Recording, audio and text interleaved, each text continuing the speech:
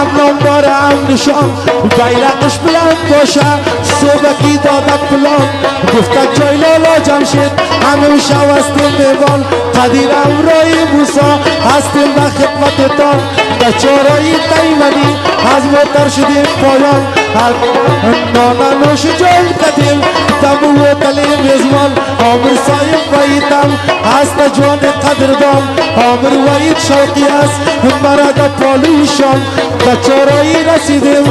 تیمنی شد نمایان میده میده کش دادیم داسونی سنیم کاروان بودم نکش کدم باز آمدیم به میدان چارایی شهیدم آدرس نشست نمایان و بیمارو آمدیم همینجا شدیم میوان لالا جمشید زندگان هست جوان قدردان بیرقت بلند باشه قماندان صاحب شامل خان حمزه غله نکنه قدر به نام نخوان شیرای مستن جاریه میخوانم کاری کاری در زندگی میبینی چه قزمت خواری از دست ظلم روزگار همه شده فراری وطن ما خراب شد از دست انتقاری شادی جان زنده باشی شیرایم شدن جاری عامر صاحبی مین خان نبینی روی خواری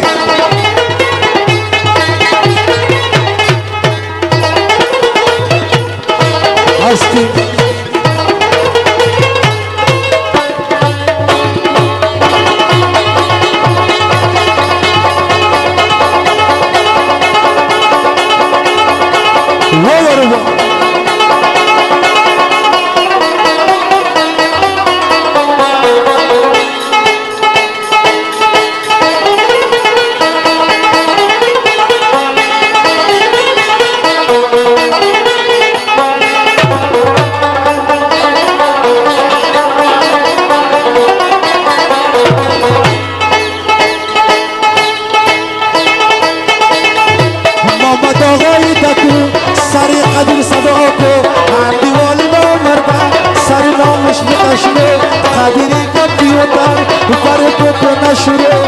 بیرقت بلند باشه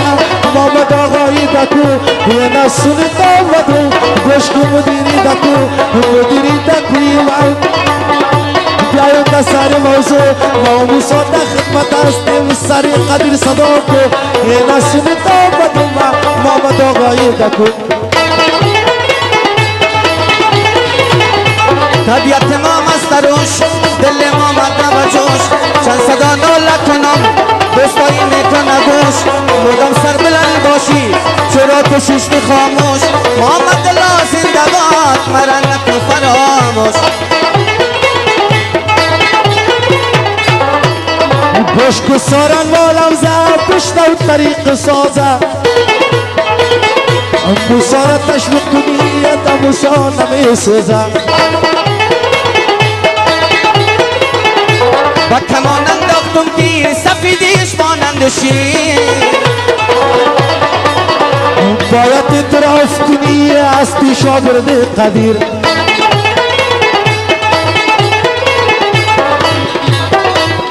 خواننده بدیم بیاید خود ما میکنم چین